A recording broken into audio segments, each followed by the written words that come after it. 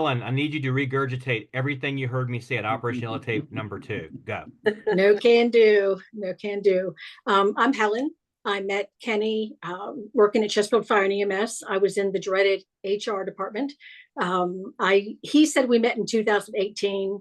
He's got a better memory than I do. I was busy trying to learn about, 2 bars as a captain, 3 gold as an assistant chief. And so, but I did have the privilege of serving on the interview panel. I was involved in promotions, awards. During the awards, I started to read some of what the first responders would go through on the calls. Most civilians don't really have access to that kind of information. So you're introduced to, complex extrications, fires where children pass and, firefighters are pulling them out of the building dead while onlookers are watching. And so I'm getting this baptism by fire into what the first responders that my job was to support and serve. And I'm, trying to promote awards, beginning to understand that many of those things that we try to encourage first responders to do actually re-traumatize them, take them back, trigger them, reasons why they avoid them, why it makes it not a pleasant experience for them, and you don't always get support. But towards the end of my tenure with Chesterfield Fire and EMS, I served with Kenny on the interview panel, and I got the behind the closed doors peek into the fire department. The officers and the firefighters started to share a little bit of what it is they go through that they don't normally share with people. And it kind of opened my eyes a little bit more to what our incredible first responders actually take on. I spent 6.5 years working for mental health before I came to the fire department. So I already had the language about vicarious trauma, compassion fatigue, triggers, trauma-informed care. I knew all of that. But then all of a sudden, what I was teaching, I was seeing people that I cared and respected a great deal were experiencing their day-to-day life. And, Kenny talks about how he was able to disguise his pain and suffering. Be honest with you, at that time, I had no idea what he was going through. He was hilariously funny and would send these videos and just make us smile and laugh. And behind it was a man who was struggling, and he hid it very well. And right during the beginning of COVID, we were getting near the end of the interview panel time. A close friend of mine took his life. He died by suicide. And then I left the fire department, which was a career mistake. But Kenny and I stayed in touch. I ended up relocating. And initially, I was a little reluctant to be a part of OYT. I've supported him from the start, but I'm not a first responder. I don't live in your world. I don't know what it's like to show up at a scene and have someone's inside on the outside. How can I relate to those things? But what I can relate to is how hard life can be. And he talks a lot about the inside the yellow tape, outside, which one is it? The real life stuff, the divorces, the separations, the kids you don't see, dreading the holidays coming up. Certain places being reminders of certain things. So I stayed plugged in. I have turned to Kenny more times than I would probably publicly admit. He and I do voice messages a lot, and I'm a person of faith. So I always that's kind of my go-to thing. He's out working out and I'm, clinging to my faith, but we balance each other out well. He's open and honest with me. I'm open and honest with him. I'm older than a lot of you guys. I'm not a first responder, but every person I know suffers with the real life experiences that happen, and it does impact the rest of your life, what you do with your family, with your friends, on your job. And I would recommend anybody to just kind of sit on the sidelines and listen and watch for a while. And you're eventually going to resonate with somebody or something that somebody says. You're going to be in a similar place. And there's a lot of wisdom to be gained and camaraderie to enjoy, fellowship to turn to when you're having a crappy day. And so Kenny's been a huge part of that for me. When I moved to Tennessee 2.5 years ago, I lost contact with a lot of people. A lot of that was on me. But Kenny kept that thread. And he's one of the few people that I stay in regular contact with. And it's all around this Operation Yellow Tape, mental health, wellness, building resilience. What are you doing? How are you getting through? And I think it's vital. And I think he's blown past the boundaries of first responders. Even though that's his primary core group, that's his original calling, it does fit the rest of us. And everybody's got something to gain.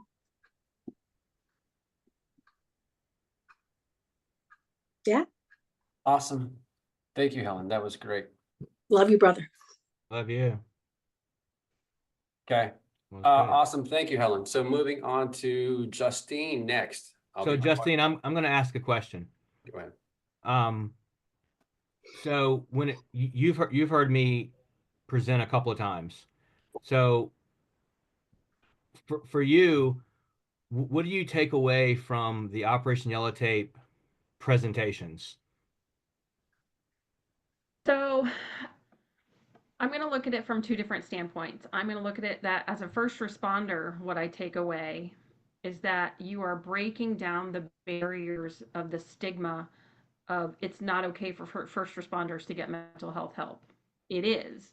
You are making people aware that they are not the only ones that are going through this, and it's okay to talk about it. It's a topic that should be talked about.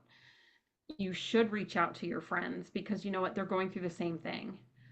Inside the yellow tape, we're going to calls, we're responding to hangings, we're responding to code grays, we're responding to all these things, and we're comfortable talking about that. We're comfortable talking about things inside the yellow tape, but what we're not comfortable with is the things outside the yellow tape. Maybe we're having marital trouble, maybe we're having physical trouble, um, and that's what you're bringing to light. And I think that if there were resources when I went through this similar thing, that I would still be in the career that I was in. I was in law enforcement for a very long time. I was having trouble outside the yellow tape. And I realized from you and your organization that there were so many people that were going through the same thing I was going through, not sleeping 24 hours more on shift, coming home and dealing with family stress, financial, physical, and you just keep going and you don't talk about it because you don't want to seem weak. But what you're bringing to light is that it's important to talk about it. We can prolong our careers, we can prolong marriages, we can get financial help, mental health help. It's okay to need to take medicine, it's okay to get therapy. It's something that we want. As a civilian side, I think that Operation Yellow Tape brings light to not only people that don't know what first responders go through, but family members, for example. If you're a family member of someone that's in fire or someone that's a nurse and sees trauma or goes through trauma, that it's okay to talk to people. It's okay to ask tough questions. You want people to speak their minds. You want people to say, hey, I noticed something's not right.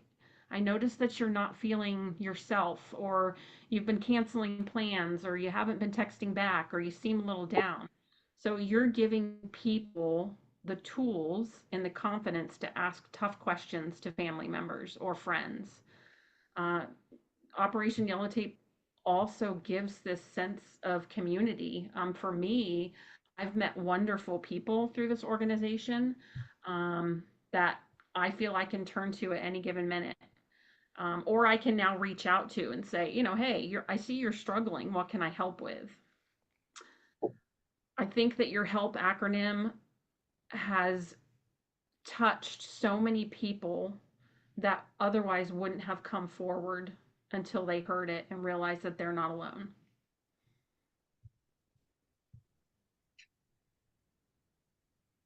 Wow. Thank you, Justine. Perfect. That's very good. I've never even asked people these like this before, so this is a really interesting to me to hear because I've never really asked people besides the companies that do surveys after I go out there. I've never really had people tell me what they're getting from it. So this is interesting in all areas, Sean. Mm-hmm. Um, Yeah, it's good feedback for sure. yeah. Do you want to go down to Coach Lynn next? Yes, Lynn, you're up. So Coach Lynn, a big part of what I'm trying to do, and you already know this because you've spoken at one of the events, is I want to reach people who are not first responders because you'll often hear me say that this is not a first responder organization. It's a community organization that happens to be a first responder as the CEO and the founder. But you came on board and really started to push the Operation Yellow Tape message and I guess I'll ask you the same thing I asked Justine is who do you feel can benefit from these presentations that we do? Oh, wow. Good question. I think everyone can benefit from what you do, the conversation that you have, the speech that you give. And I say everyone because as you mentioned, I'm not a first responder. I am uh, I'm a coach, a grief coach, which came about because of the death of my son. But I believe everybody can benefit from hearing what you have to say because using myself as an example, not being a first responder, it gives me a glimpse into the lives of first responders, whether it's the 911 ladies and gentlemen that handle those first calls, whether it's you all, the firefighters, even the police officers, everyone. Um, it gives me a glimpse into you all's lives, which otherwise I would not have had. Now, my son was a professional firefighter, but he did not, he told the funny stories or the silly stories. And as the more time I spend with OIT, I often wonder what things did he see that affected his mental health and his mental wellness. So o- OIT has given me a really good glimpse into the lives of what goes on inside the yellow tape, as well as now thinking about the things that you all cannot unsee. I mean, that you have to take with you and you don't get to unsee it. You don't get to lay it down. So it compounds the rest of life. So that's why I say everybody. And I also think whether it's OIT, but something similar, I think new recruits, I think even hospital, like emergency room folks, because they see a lot of when you all bring them in or send people into the hospitals. So I just think it would be a great space for everybody. And then I think Justine mentioned family. Um, I just think everybody could benefit from hearing what you have to say. And I know it has brought much awareness. It has heightened my awareness. It has heightened my compassion and my grace toward um, first responders just by you dropping me in the deep end of the OYT pool at OYT number 2. Mm. So that's my thoughts. That's my thoughts. Well, you and I, we talk a lot and we've become good friends. And I'm going to stay on her for one more minute, if that's all right, Sean, for a second. Um, a big part of my goal, my mission is to, like you just mentioned, I talk to families.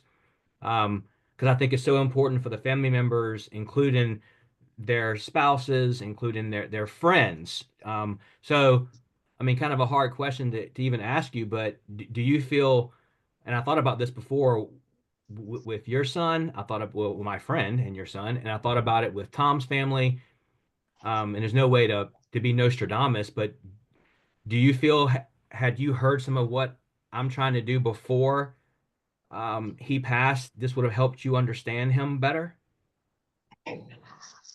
I don't know if it would have helped understand better, but it I think it would have given me I would have asked more questions. When Yeah. he told the funny stories or the silly things that you all see and the questions that people ask, he was a great storyteller. But had I known what I know now, it probably would have prompted me to say, so Daniel, have you ever had to deal with XYZ? So it probably would have helped in that way. Yeah, I knew Daniel not big time, but I knew him enough to know him, and he reminded me a lot of myself. He jokes and a lot of Mhm. some similarities there that give me chills. But that was right on point. Thank you. Thank you, Lynn. Thank You're you, Kenny. welcome. So I thought I might ask if anyone needs to drop. If you want to go next, it's fine. If anyone needs to hurry, I'll put you next. Anyone? Yeah, can I go next, please, if that's all right? Sure. And, Go and ahead, Bob. Sean, Monica's trying to join. I'm not sure what's up with that, but Right. I saw your text on that. Yeah, I'll look into it. I don't think there's anything that should be blocking her, but I'll look at it. yeah, and please, if anybody wants to go because they have to go, just like Bob just did, raise your hand and then drop off. 'Cause I know time is important, and I just appreciate y'all being here. So, if you got to roll, I understand completely. Like, thank you for being here tonight. Um, so Bob, Bob's next. Man, I'm just gonna just keep it. I'm just gonna keep it on track what we're already talking about, Bob. Like, you do a lot of mental health lives yourself, and we're all in this lane. I mean, honestly, so many of y'all talk about it, but I'm just gonna ask you, since meeting me and hearing some of the stuff that I do, what does Operation Yellow Tape do for you, and who do you think it's for? And same type of question. Yeah, I love it. Absolutely love it. I'm going to try and keep this as short as possible, but OYT is about saving lives. It's about changing lives. It's about talking about what a lot of people would consider taboo subjects, about men talking about how they're feeling, sharing how they're feeling. There's too many people suiciding at the moment. It's almost daily here as well in Australia. So when Kenny speaks, people not only listen but can resonate and not only nodding their heads, but they're going, "Wow, yeah, I'm feeling like that as well." And the conversations we've had for quite a few years, even though we are so far apart, distance, we're on the same page emotionally. And I think with what you talk about, you don't just brush over the subjects. You go where I think a lot of men would consider it to be scary. You go where you go deep, and you don't just fly past it. You keep digging deep, and you talk about a lot of stuff. And sometimes it gives me goosebumps. I'm like, oh yeah, that's something I need to talk about. And you keep going with it. It's there's always something to be learned. That. I know that. From whatever we're going through, it's part of our journey, part of our life, part of our story. But when we share that, we show that we're caring. And there's eventually, if we keep going, there's a positive comes from it. And when we are able to not only see that positive and share that positive, and it might only be a tiny, tiny part of what you've gone through, but as long as there's something positive, it's huge. It's also very much about changing our beliefs around ourselves, the work that we do, the people we have interactions with. I'm not a first responder. I'm a former soldier, British Army soldier, and a lot of my former friends are going through a lot of troubling times at the moment with older age and trauma. So I talk a lot with them as well. But what Kenny is going through, what he talks about is it's a global thing. It's not just in the USA. It's very much about the awareness of ourselves, the awareness of other people, and our awareness internally, what we're going through, how we're feeling emotionally, and how we deal with that. And if we're not dealing with it in a way that is helping us, there's so many people going to their addictions, feeding their addictions, and obviously the last resort is suicide because they can't feel that they can reach out to somebody. And me and Kenny reach out to each other all the time, and when we go out into nature, I'm just mention this very briefly, Kenny, because I do go out into nature daily, and that just changes everything, and is such an important part of our daily rituals. I know and I believe. So, another part of what Kenny does is about changing our beliefs for the better and raising our standards, constantly raising our standards, bit by bit, day by day, And in the case of reaching out to people, it's like, okay, who have I reached out to today? If you've got somebody on your mind or somebody's name comes up, reach out to them, because you don't know how they're doing, you don't know how they're feeling. And when people do get back to me, or I'm sure get back to Kenny through listening to or watching the lives, they'll be like, you changed my life.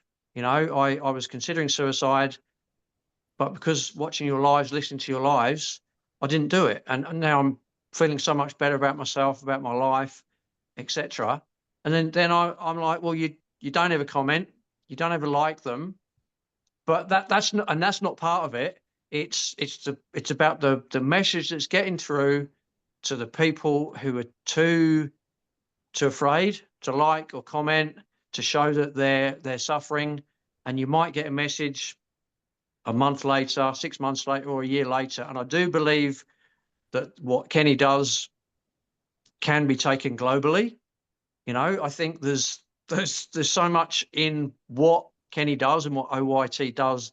I believe also this can be a global phenomenon, global sensation to take a lot further. So that's me done. Thank you, Kenny. Love you, brother. I love you, man. Thank you. Thank you, Bob. Well done. Anyone else need to go quickly? All right, then we will move on to Chris. Chris, you're up. So Chris, my man Chris was at my Wisconsin presentation. I was in Wisconsin for 3 days, and I never even asked him, but I'm going to ask him now. So Chris, in Wisconsin, that was my 4 hour presentation. I had to scale it back a little bit, but you sat through it. So what were your takeaways from that thing? I never even got a chance to even ask you. Wow. Can you hear me first off? I can. Okay. What did I take away from that? Well, that you are remarkably passionate and knowledgeable about what you speak, and you are not at all afraid to bring your personal experiences into that, which are very, very powerful statements about you and what you've been through.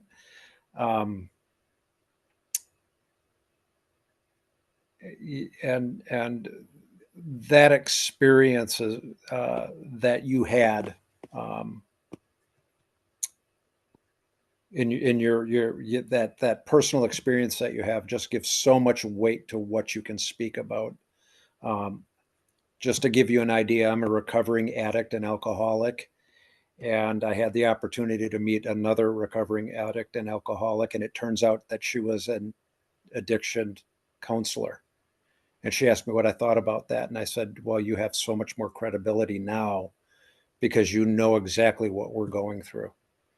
And you have that same experience. And when you speak, it's not only your background, but your heart that comes through on that.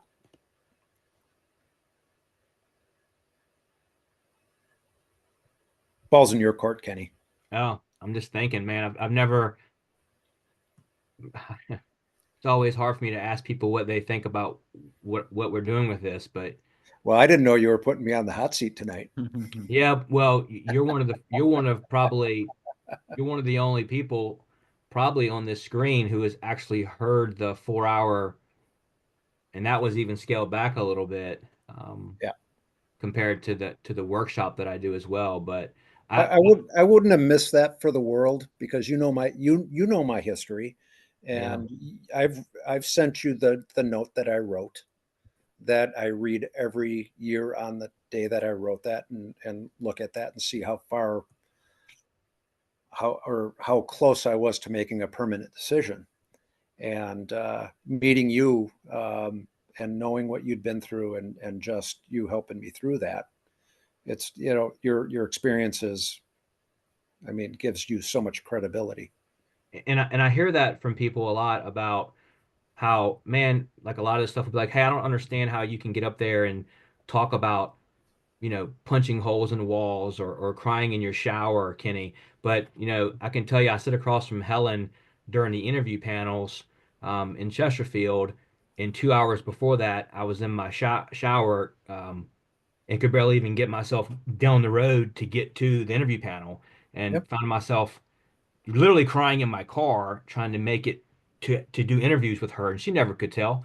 My whole point to that is I want people to understand that no matter what you have on your heart or what has happened to you, if you just speak it and lean into it, it just gets better, and you feel better, and you start to be the real you. The real me wasn't around 2013 until 2020. Some of me was, but it's exhausting to sit beside a person like Helen and to feel so just defeated, but to fake her out so beautifully. And I took pride in that. So I guess what I'm trying to say to Chris is a lot of people ask me, how do you get up here and talk about such sometimes violent things like punching walls and punching weed eaters and hitting steering wheels, because I want you to say it too. Because a lot of us won't do that. We'll talk about, I'm depressed, I have anxiety. We won't dare talk about that we've punched holes in the wall. We've cursed our mothers out. We've cursed God. We've punched things and yelled and screamed and been in the shower crying. And if you say that, yeah, it brings some legit to you. But I'm telling you, it's freeing.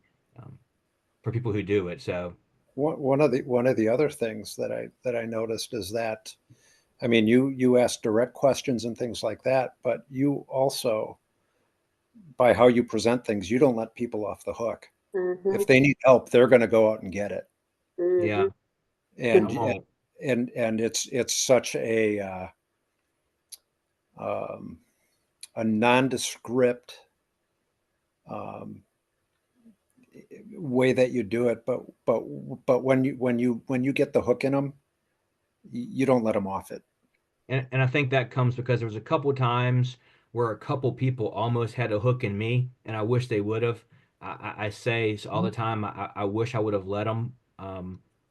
And I want that hook in that person because I remember so many nights thinking to myself, I just wish I would let my guard down with somebody and let this come off of my shoulder. So that's why I'm so kind of almost too much overboard. So thank No, you, Chris. no, Yeah, no. we'll move. Who do you want next, Sean? How about Rob? I got him right in the middle of my screen. My man Rob from Boston. Rob, you actually are the first person, I've done many since, that I did a corporate Zoom for, a corporate event where my first time speaking to folks who were not first responders, man. I don't know if you know that or not. Yeah. Like Yeah. your team was the first time I spoke to non-first responders.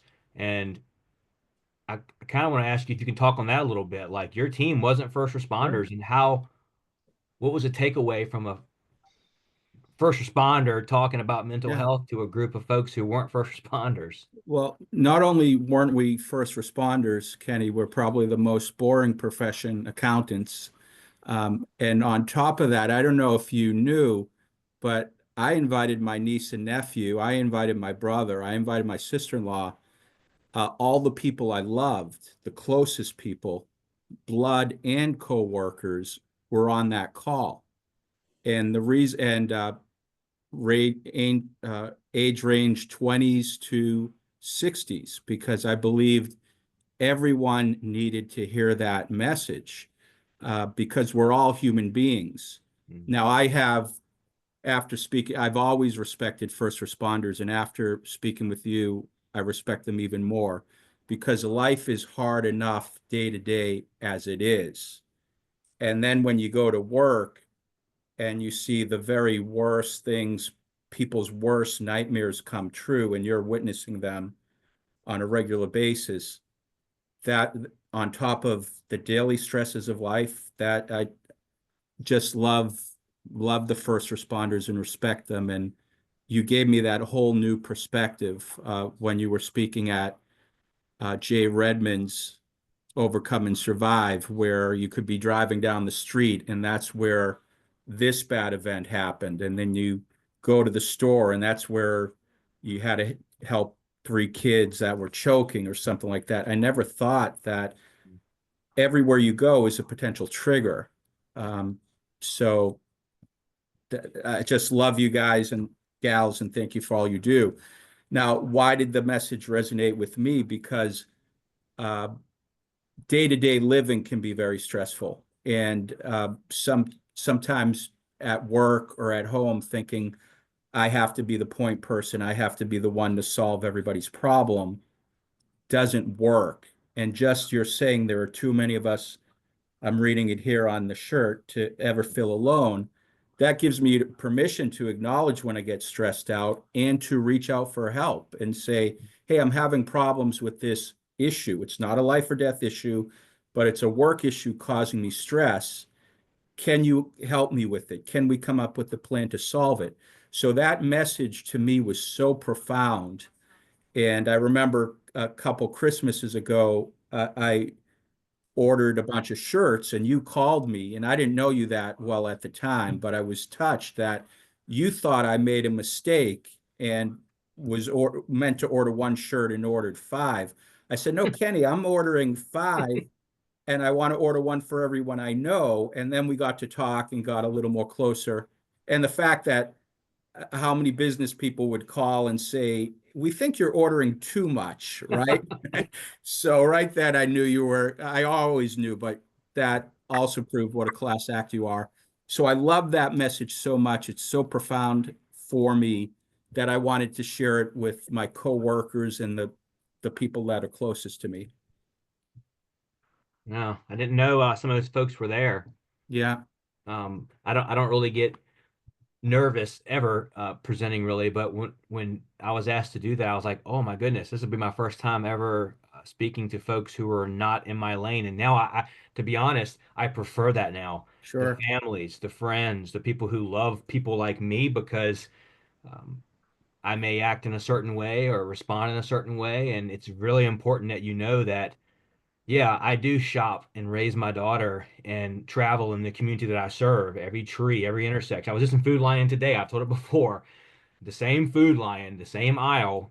We did CPR on a 7-year-old right here in Chesterfield, and I can't go in there without seeing that. Yeah. So if I'm quiet after coming home from Food Lion, not because I'm mad at Candace or I'm upset or moody. I just, man, I'm reliving that again, and it's crazy to think that a lot of folks don't know that about their first responder. And that's why I enjoy talking to my friendships are so much better now. Everything is better that I've told people like Sam and my friends who I am and what I've seen and done. I think I know they understand it better. So anyway, I'm rambling too. I get to going, you know it. Thank you, Rob. Thank you, you. Rob. Thank you. Yeah, next time you order 40 shirts, I'll be like, did you mean 80? Right. No, I would never do that, No, man. I know. I would never do that. All right, moving on to Susanna. Susanna, are you ready? So, Yes. Okay. Can you hear me? Yes, Yeah, we can. Loud and clear. Susanna has this is true. Susanna might be the second or third person to ever hear the phrase Operation Yellow Tape. Honestly, we joke about that, but when I was bouncing this around, her and I'd already met each other about me doing something with this. Do you remember that? And Sure, Su- sure. Susanna's been involved with Operation Yellow Tape from the go, but you could be the person two or three that a matter of fact, you were saying Operation Yellow Tape when Candace was saying Operation Yellow Project. So if that tells you anything, you were getting it right and she wasn't. Um, so I guess I'll just ask you, you know, you've had a lot of things happen in your life. You've, like us all, inside and outside Yellow Tape. I'm just going to ask you point blank, in your life, what do you feel Operation Yellow Tape has done for you? Like, I guess personally, you're not a first responder, you love us and everything, but why are you so dedicated to the brand and to spreading the message? I love it. You told me I had to be. No, just kidding. I got him as a obviously friendship with Kenny started back in 2020 with the I won't go into that, but personally, I lost my mother after 5.5 years of caring for her. She died on Christmas Day. It'll be 6 years this year. So I kind of felt like a failure with that. And I had a lot of people telling me, oh, well, if you'd have done this right, if you'd done that right. And not being in my shoes. And so I felt like there was a lot of blame on me that I didn't do something right. Lot of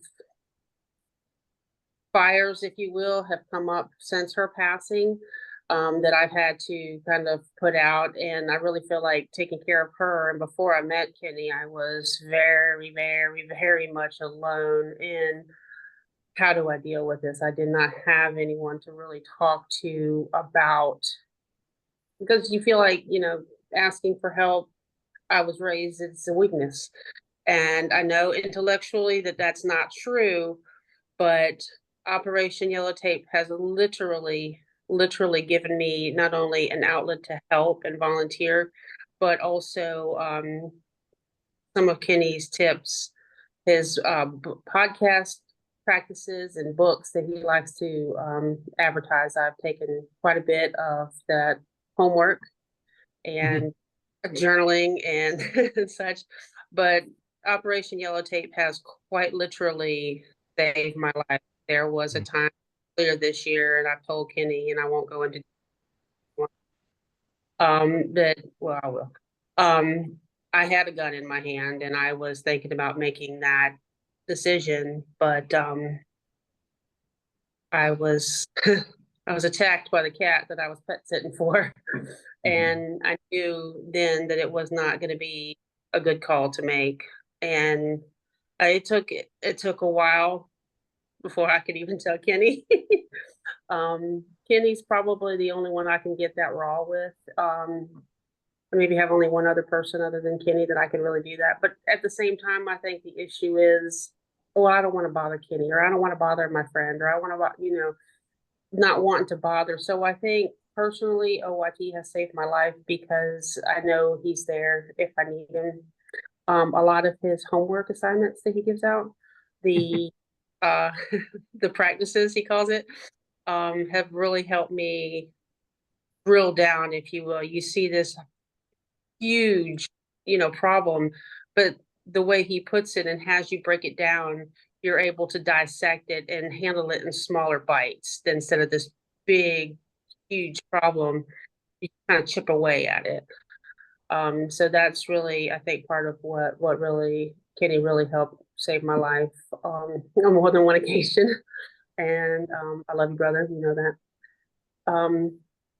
But I think it can reach anybody because, and I want to touch on the gentleman who spoke a few moments ago, Rob, your background in the fire department comes across so genuine and sincere. I think that's where people can actually say, you know what, he knows what he's talking about because he's been where we are. He's stood where we stood. He's seen and smelled what we see and smell. So we can believe him. He's safe to believe. He's not just saying it. He's lived it. So I think that's why it appeals to so many, not just first responders, but because, as Kenny just mentioned, I'm an administrative assistant. So I think just his genuine sincerity is what really comes across. And there's no mistake in that experience. There's no mistake in that sincerity when he's speaking, and it really touches you. I don't care what your profession is. So anyone can really benefit from Operation Yellow Tape. Well, thank you. I like when someone says that because I remember you were going through a hard time. I could feel it. I was adding slow pressure to you, but I was also letting you, honestly, we're talking too much now, but I was letting you work through it before I got in my car and drove 2 hours. But I was letting you realize that what you were dealing with was going to end. You were going to work yourself through it. And I was adding slight pressure to you so you would understand that it's going to be painful and tiring and financially exhausting, and people are going to show you who they are. And you did. And you made a complete 100% turnaround in your professional life and personal life, but you had to go through that. I wanted to swoop in and save everything, but I was going to pressure test you and make you make some hard decisions. And you used the things that I try to prevent people from being like I was for those many years. So that's an awesome story. And thanks for sharing that because it's not easy to share that uh, when you're suicidal or close to it. And that is someone's story that becomes a survival guide, in my opinion. So, Great. Thank you, Kenny. you're welcome. Thank you, Susanna. Okay, Sam, you're up. You ready? I guess so.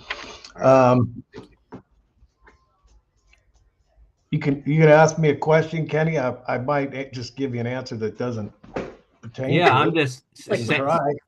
Sam is a lot of things in my life, including a friend, a person who's heard me speak, and just an advisor, and so many things. I don't even know, just what does OIT, Operation Yellow Tape, mean to you, and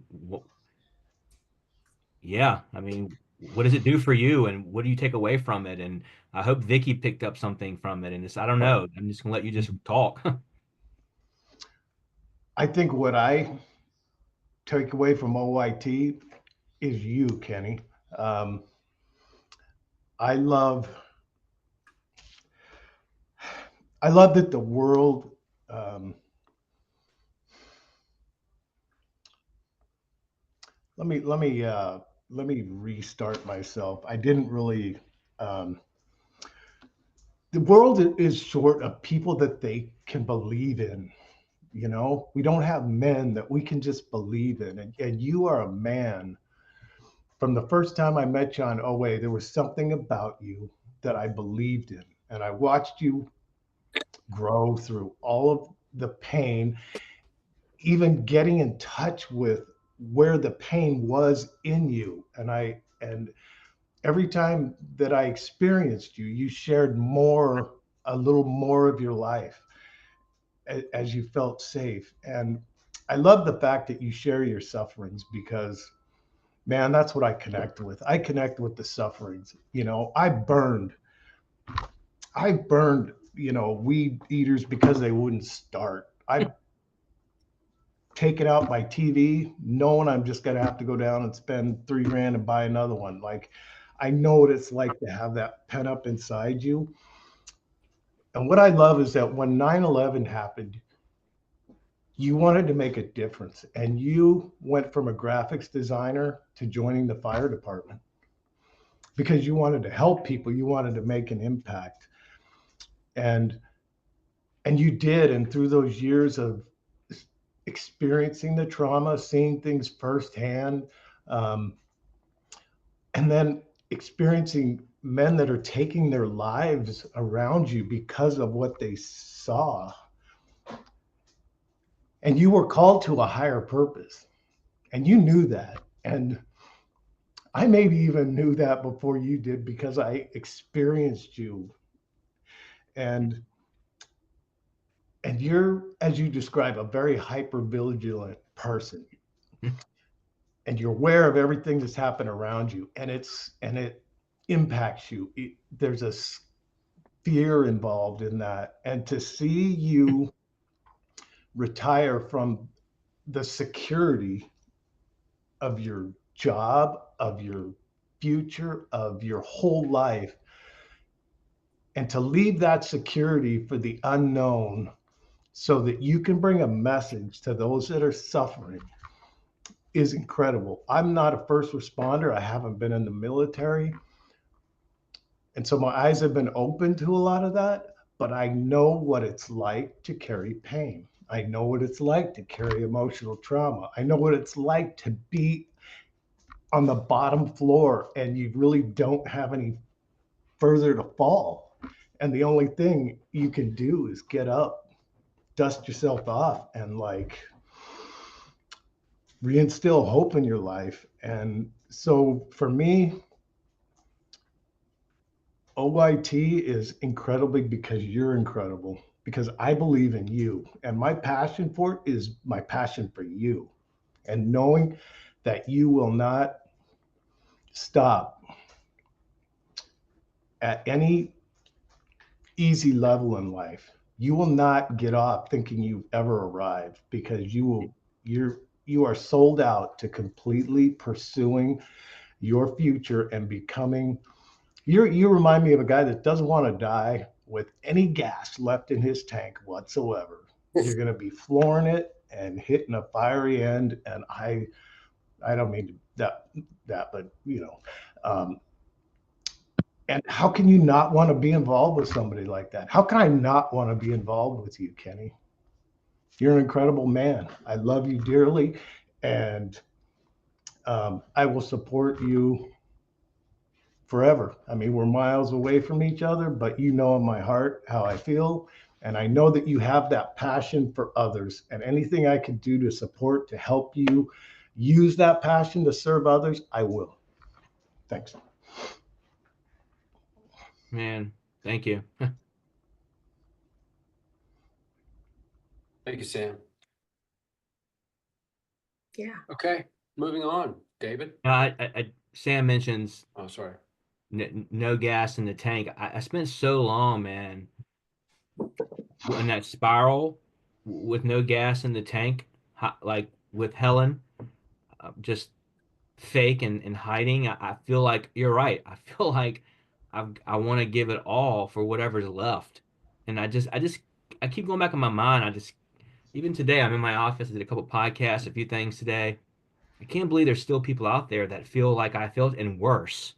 And it's almost, it's almost exhausting work because we continue to lose people and we're not going to help save everybody. We know that. But I genuinely can't imagine people feeling like I felt and worse. And they're out there. They feel way worse than I felt. That's what that's what fuels me and makes me, yeah, want to go 1,000 miles per hour till 3 o'clock in the morning in here, getting things done, writing content, coming up with a new workshop. Because you're right, I want to go 1,000 miles an hour, and I don't want anyone to feel like this, even though I can't stop it from people feeling like this. But I appreciate that. Yeah. Yep. Thank you, Sam. Mhm. All right, we have about 10 minutes left. David, you're next. But the one thing you didn't tell me, Sean, was I was going to be very emotional when this testimonial happened. Next time, I'm not going to have my camera I'm on. sorry, I wasn't prepared for it either, honestly. So this is amazing. Yeah, well, me I'm neither. humbled. So thank you all for everything you've said so far. So ready when you are, David. David also was in Wisconsin, and was there during the Wisconsin 4-hour training. He's been with me during some teaching and Overcome and Survive. And David doesn't miss an Operation Yellow Tape live, and has always supported me, man, like many have. So I guess, Brother Noah, I'll just ask you, man, what is Operation Yellow Tape? What's it do for you? And man, for the audience that we're serving.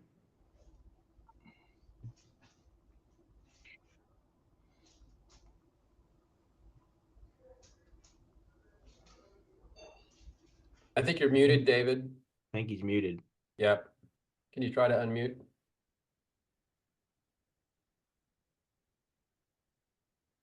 Still muted.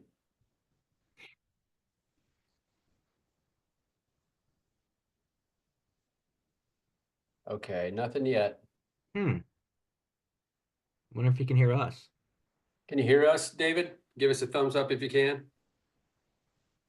Okay, so he can, but we can't hear you. I think your mic is still muted.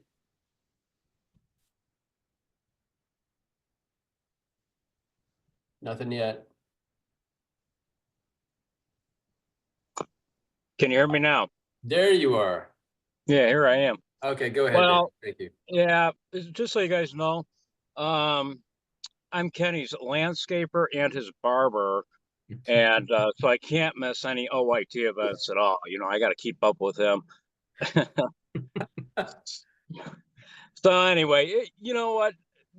Going there to a live presentation is way different than, you know, Kenny's on live a lot, and then, but, you know, and then he puts a lot of things in his story and that stuff. So going to a live event brings things out more that you get a better understanding for the story that he tells and to get other people involved as well. So the message is good. It's important in the fact that it does draw a lot of people. And Kenny knows that because the following day he had after I was there, the following day, he had a group, and then they had to go to a different area because he had way more people than he was ever expecting. So they had to go to a regular theater. So the message is getting out. It's an important message, and obviously, it's bringing a lot of people out. And you know, you're going to have your ones that are like, okay, that was a good message, and move on. But when you got more of a draw of people coming in, that speaks volumes. Agreed. So, and then I I'm in the trades, so a lot of what Kenny talks about, a lot of what the first responders are going through, even military and that stuff. Us in the trades, we see the same thing. I mean, we see guys with drug addiction problems, divorces, alcoholism. Um, hey, I gotta go, I gotta pick up the kids, or all of a sudden, out of nowhere, somebody comes up with an attitude and they're flipping a hammer at you, and it's like, whoa, what the hell's going on here and that stuff. So there's a lot of things. There's a lot of. I think it's something for all groups. I mean, look at all the different people that we have on here. We got an accountant, we got Chris, and we know he's in the trades, and but yeah, I mean, we run into a lot too. So it's an open door, really. We still haven't been able to take care of military suicides and how many programs does the military have? They got Wounded Warrior. I mean, they got a shit ton, and they still have suicide problems.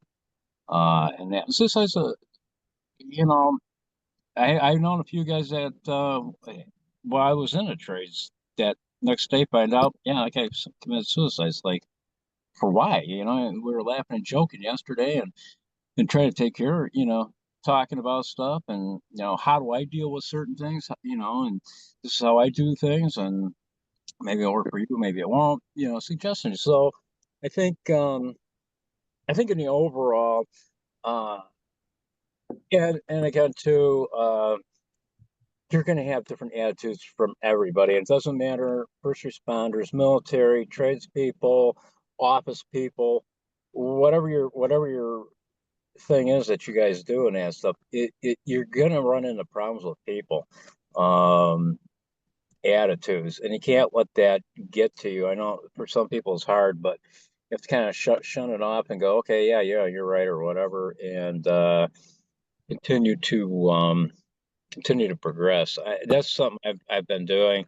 It's helped me just grow as a person more. It's opened up, and Kenny knows this. I've known Kenny for what, 2.5 years, 3 years, Kenny, Yeah. whatever it was when I got on Instagram. So Kenny and I have known each other for a long while, and but yeah, Kenny's there's Kenny's got me thrown into so many different things, overcome and survive as well. So it's opened me up to more doors, more people, and I think that's important. The more people, and positive people, not negative people. I mean, and that's half the battle is finding positive people, that that we can share stories with, or get involved with certain events or whatever. So And I talk about life outside the yellow tape so much because even in the fire service and in all of our lives, it's really never the work.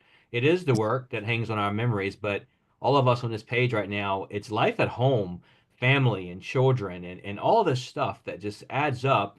And then it gets inside the yellow tape. And that's where the Operation Yellow Tape motto came from was, life outside the yellow tape can just be brutally terrible at times and hard. And no matter what profession you do, and that's why I didn't want this to be only for first responders. It cannot be because Sam talked about it, y'all talked about it. Life for everybody gets difficult at times. So thank you, David. So thank Pat, you. um, Pat, LT Hill here, man. In 2021, Sean, Redmond took me to Chicago for the first time in my life and told me to walk onto the stage and start to talk. And Pat was there. And I had a sheet of paper that shook in my hand. I don't know what I said. I looked over at Jay and I said, I don't know if I can do this or not. And Redmond turned to me and said, there's 60 people in this room and someone needs to hear what you have to say. Now go up there and do what you came here to do. And man, it was 12 minutes. That's all the time I had allotted. Jay was 2 hours. I was 12 minutes. And I don't really remember what I said. I didn't move from the podium. Um, so Pat, you're someone who has really heard from the go, man. Um, from the very beginning of all of this. Operation Yellow Tape was kind of born right out after that on the heels of that Wellness Resource Center in Chicago day, but 12 minutes of me shaking and not moving from the podium. So I guess I'll just end like I have everybody else tonight, man. Operation Yellow Tape, what do you think it's doing for the community, for the first responders? I know what it's doing for me.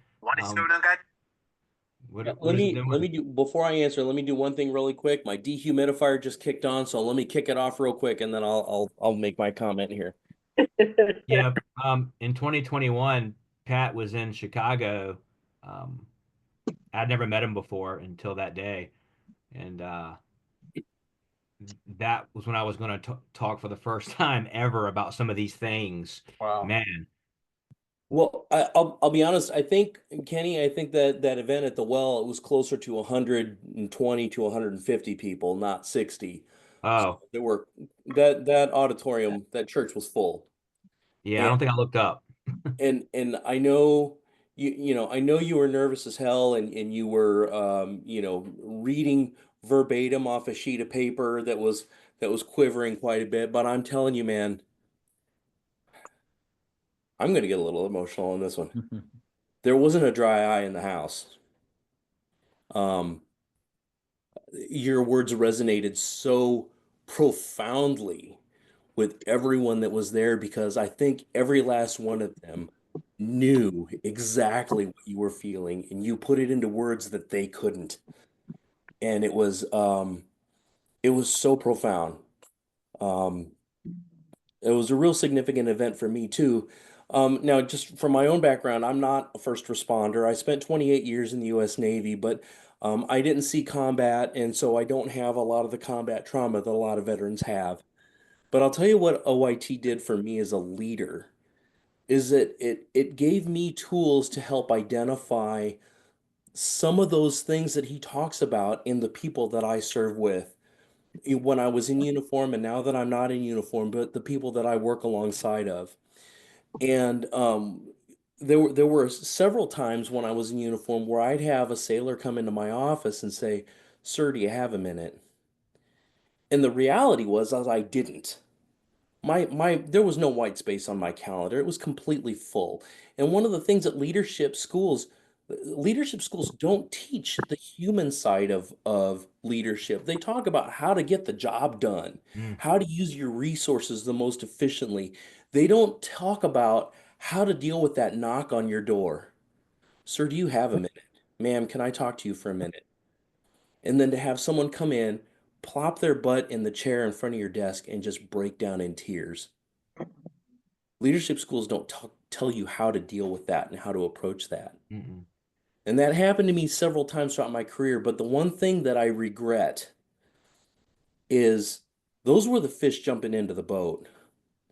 What about the people who didn't have the didn't have the confidence to be able to come into my office and say I need help? Would I have caught the signs that Kenny talks about in OYT? Would I have been able to look at someone that I see every day and go, I'm not sure something's right. Oh, maybe I should engage with this person and just ask how their day's going. And fortunately, to the best of my knowledge, no one that I served with took their lives while I was, while I had influence, while they were in my circle of influence. But um, I I don't know that I would have recognized those signs. And I think OYT talks about that from a leadership perspective, not just in your own self to be able to go, I see this happening in my life and I need to go reach out and get help, but for the people around, the family members, the leaders, the friends, the coworkers, to be able to go, hey, something's not right about this situation with this person, and I wonder if I can just ask how are things going. And since I've known Kenny, and since I've been to that very first um, talk at the well, and just knowing him, I've been able to grab some tools and put in my own toolbox, and I've used them. Been able to go to my coworkers and say, "Man, I'm not sure. Uh, I'm not sure everything's right with you. What's going on?" And that person may have otherwise not felt comfortable coming into my office and saying I need help, but since I opened the door, they were able to say, "Yeah, I've got some stuff going on. I don't want to talk about it." Okay, if you want to talk about it, just let me know. I'm here. Or yeah, I've got some stuff going on and I'm just not sure how to navigate that. Well, let's talk. Let's see what we can do. And I think that's one of the big benefits from OIT is that we don't always like I said, the fish aren't always going to jump into the boat. We've got to be able to look at the people around us and know them well enough to know when something's not right. And that's one of the big things that I've taken from Kenny and from OIT. And man, that is one of the exact several of the reasons why I do this is for that day you called me and you said someone knocked on your door and they came into your office and they felt comfortable enough. And that, again, I didn't have that for those 7 years. No one knocked on my door because I didn't come across as a guy that you want to knock on the door with. But I'm just saying, what you just said is what I'm also trying to get across to people, the signs, the symptoms, and this, that they feel comfortable enough to come to you. I wish I would have went to somebody, but yeah, that I'll tell you this though, Kenny, you're also a guy who practices what he preaches, because I do remember when you were still in uniform, there were a couple of times when you called me at 5 o'clock in the morning and said, "Hey man, I just left a scene with 6 body bags in the front yard. I remember. I just left a scene where I lost a 6-year-old in a car accident," or and you knew to reach out. You're not just someone who says you need to do this. You're someone who says, "These are the things that I've done to help heal me that I think will work for you." Yeah, thank you. And I do so much better at that now with living what I'm talking about on these platforms and all over the place. But yeah, it's the only way. And then again, someone mentioned it earlier. I think David Noor did, I want people to meet other people. I love that David is down there and overcome and survive and has this whole new circle. I tell everybody before I speak is the main goal of tonight is for you to put someone in your phone that you can lean on in a week or 2 weeks or a month or a year and meet new people and get your inner circle strengthened. Another thing that was weak in my life was my inner circle, but whew, tonight was a little bit heavy, honestly. 1 hour. I told Sean I wanted to get like 25 people, but I'm glad I did not. Yeah, I'm a strong believer in things happen for a reason, and it feels like we had just the right group tonight. Oh, I told you I wanted to hand pick some people, and this is the group. When I think about people I would call on any given day, and I have called. Mhm. So, well, Mhm. thank y'all for doing this.